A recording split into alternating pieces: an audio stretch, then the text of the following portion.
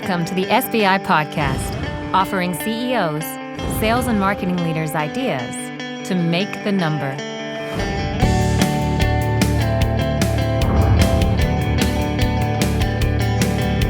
Welcome SBI Podcast listeners and video podcast viewers.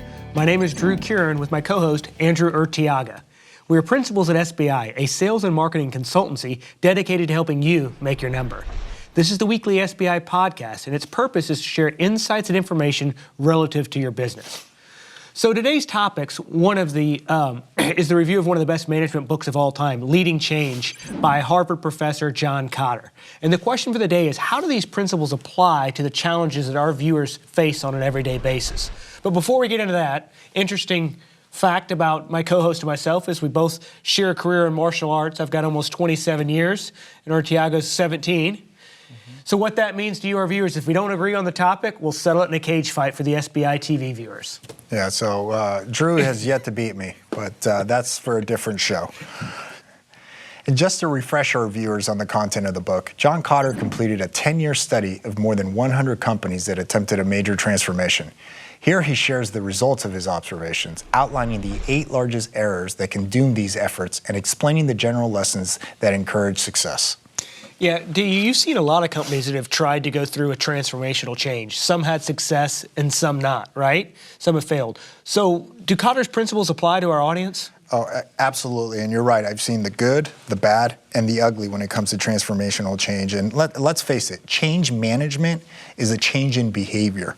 And change in behavior is probably the hardest thing to pull off, right? Anytime you install a new initiative. So you can create the greatest process in the world, but if you don't get people to actually use it or adopt it or implement it, it becomes shelfware. So that's why it's so difficult. But the question that I've got for you, Drew, why change it all? If it's working, why fix it? Well, so the first one's easy, right? You're at a company that missed its number, right? So going back at the next year and applying the same tactics and strategy you do, going and doing the same thing and expecting different results, that's absolutely the definition of an insanity.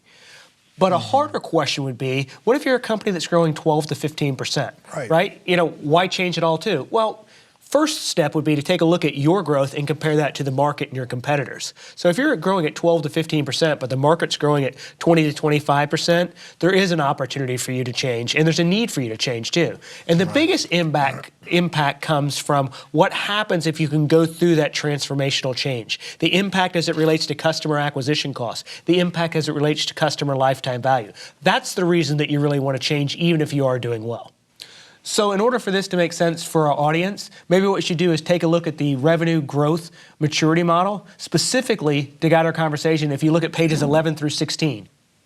And so before we jump into the revenue growth maturity model, I think it's important for our audience to walk them through what the concept is and how we define strategic alignment. And SBI has done the research over the last 9 years. And this year, what we've seen and what has emerged as best practices in B2B organizations is the concept of strategic alignment. And we define this, and we'll put the graph up for our audience, as market research, a deep understanding of the market, the accounts, the buyers, and the users.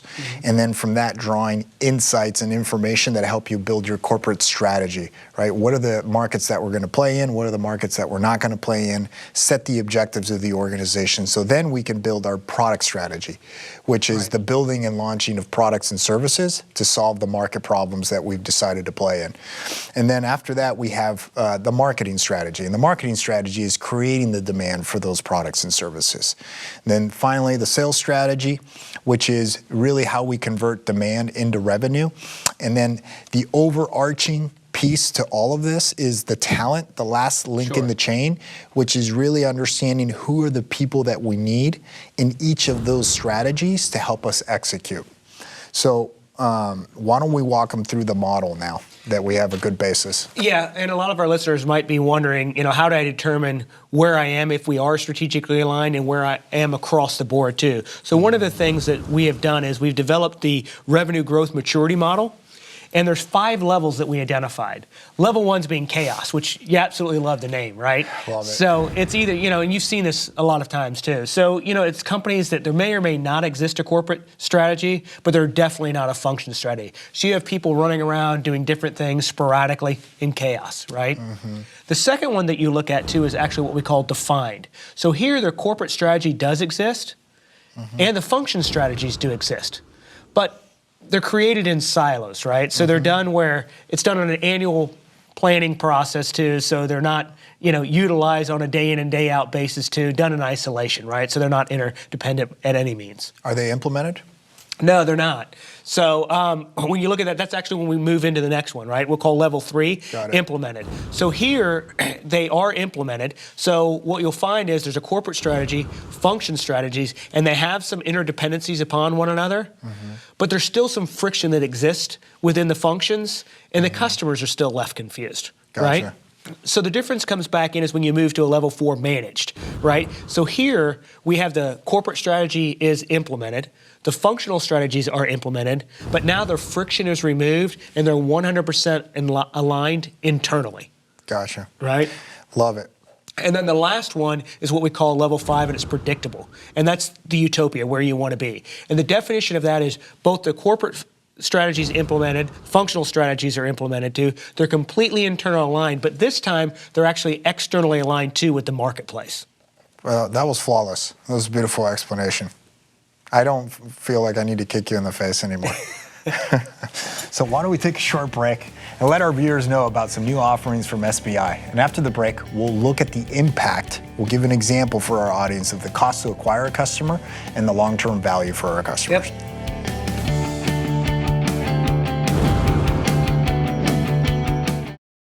Do you have too many things to do and not enough time to do them? Is finding time to learn best practices almost impossible? The SBI podcast is your solution. Turn time spent exercising, commuting, and traveling into productive learning time with a subscription to the SBI podcast. SBI podcast listeners get unique insight into real-world sales and marketing issues through interviews with your industry peers every week. Find us on iTunes by searching for Sales Benchmark Index Podcast and subscribe today.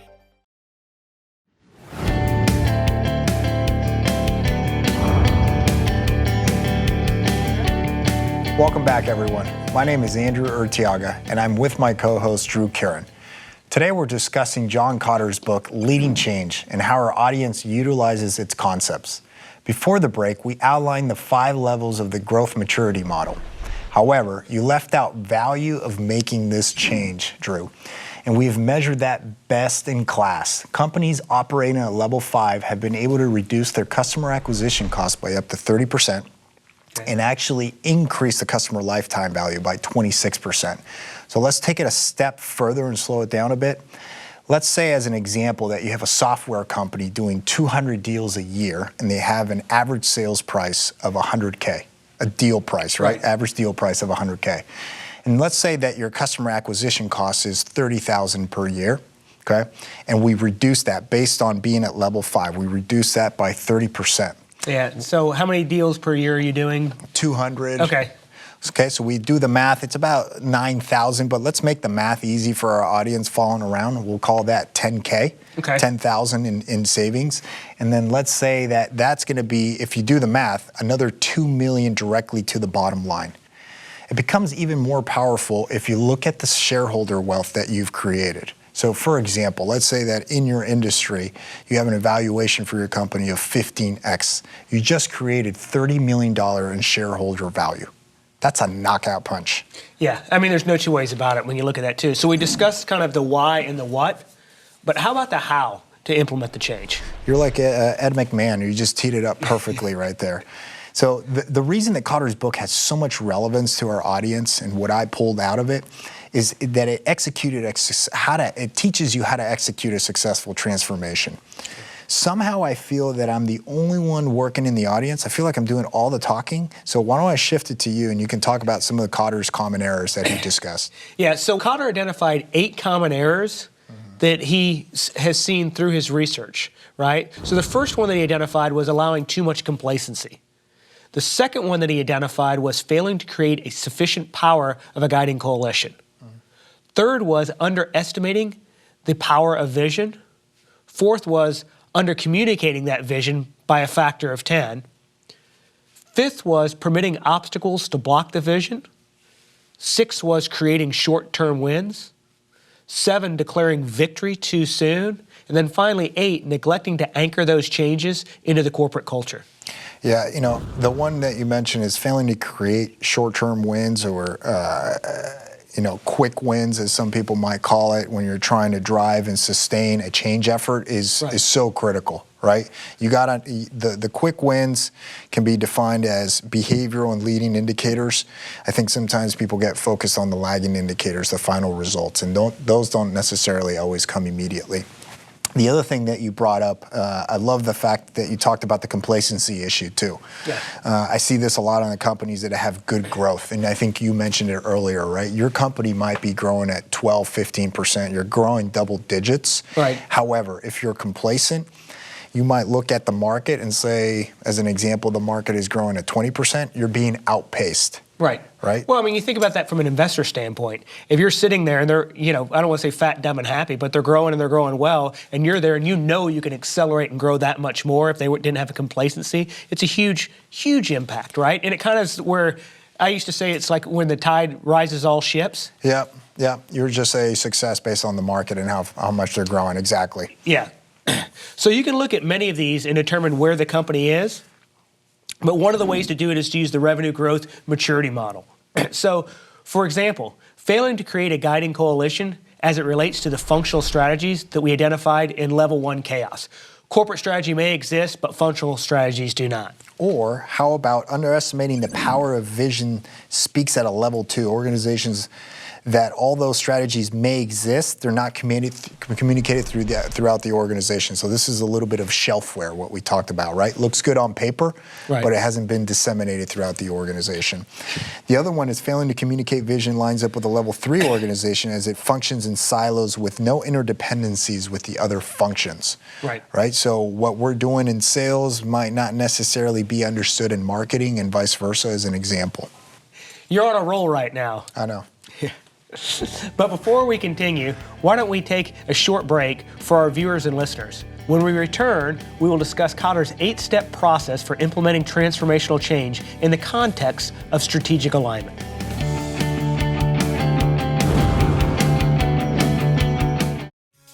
Making your number is hard. Your problems are complex. Complex problems need complex solutions. Introducing the SBI Magazine.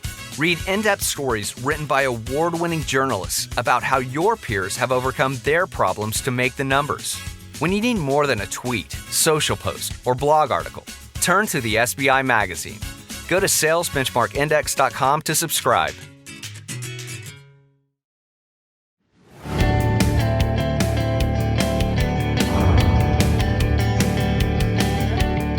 Welcome back. My name is Drew Kiran, and I'm with my co-host, Andrew Urtiaga.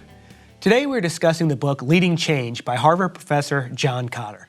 Before the break, we took a look at how a company can assess their strategic alignment in the 8 issues that affect transformational change. So now let's talk about the 8-step process to implement the change that Kotter outlines in his books in the context of strategic alignment.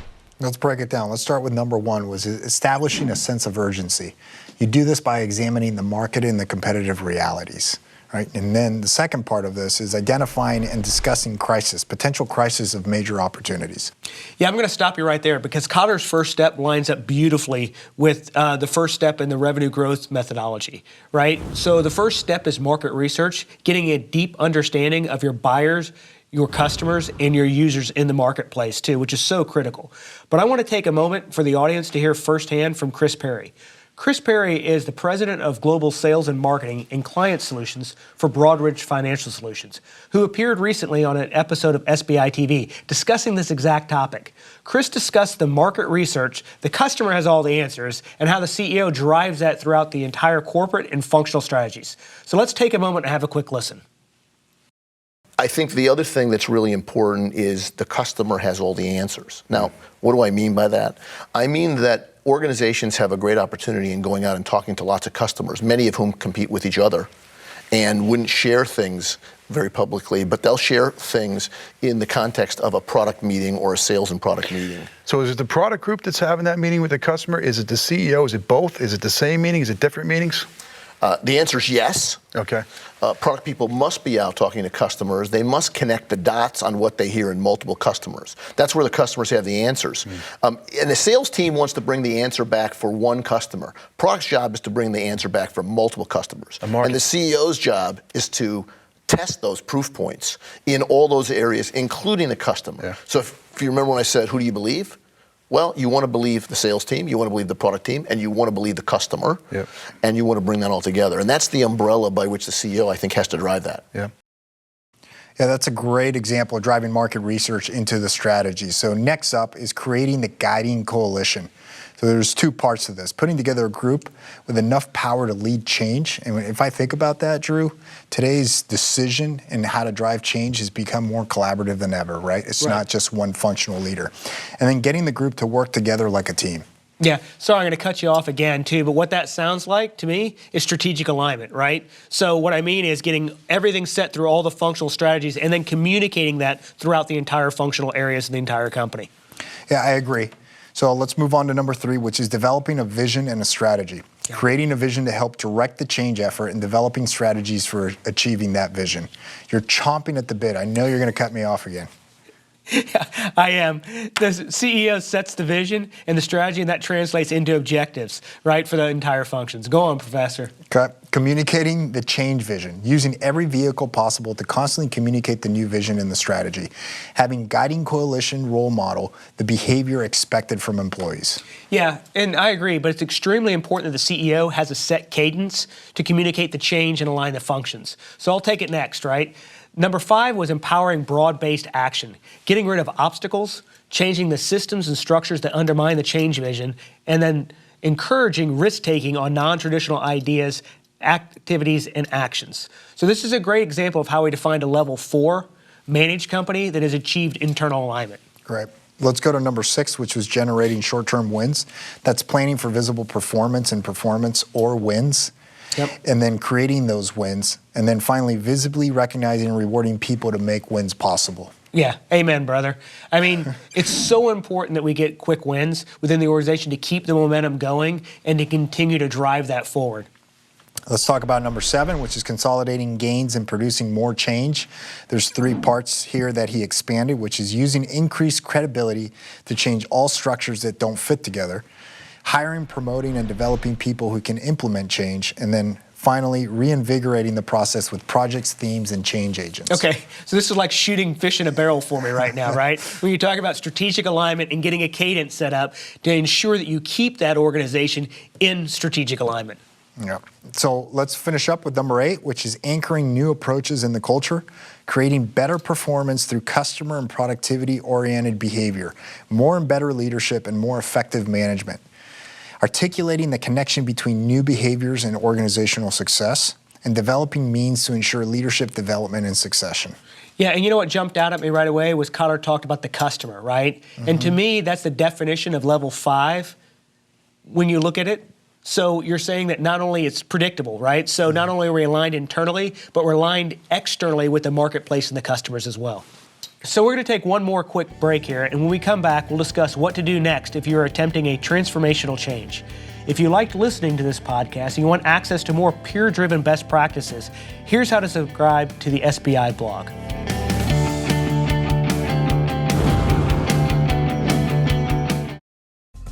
Each day, you receive hundreds of emails, tons of text messages, countless telephone calls, and sit in too many meetings.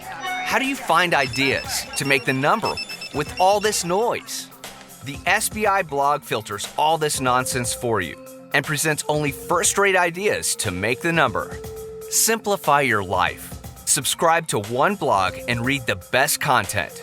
Go to salesbenchmarkindex.com and subscribe today.